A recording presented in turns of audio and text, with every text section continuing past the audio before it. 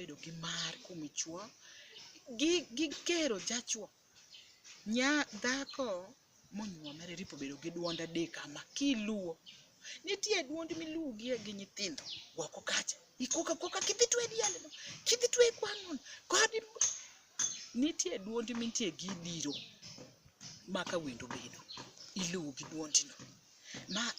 at least ikweye inyutho kulai wachne kidhi wini omye sende kidhi luok sendere kidhi utwe diegi no to nitie duond meno miripo or kisika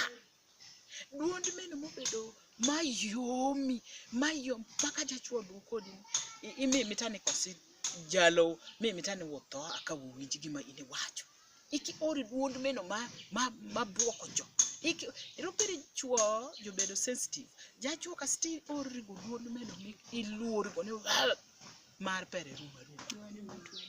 duond manende twe oro matwe manyatho twe diela mimito or kisika we wi wako duond no mondongo we wi duond no or wi duond maber ma omo jachuo akawa agomo langare nyithindo manyiri majotiyo mondo bedi gi sawa swa maluwo gi chuori every time kiniti office penjie go chuorani intie nenda go simu anwango ni do kwa intie busy kwango to pam intie ne wopere ni winjo ne ati duokie kinentie gi time sama lunch wachini ni duokie kinentie gi time imadhi gimoro iwoni ng'eyo tonga gima miluongi chuori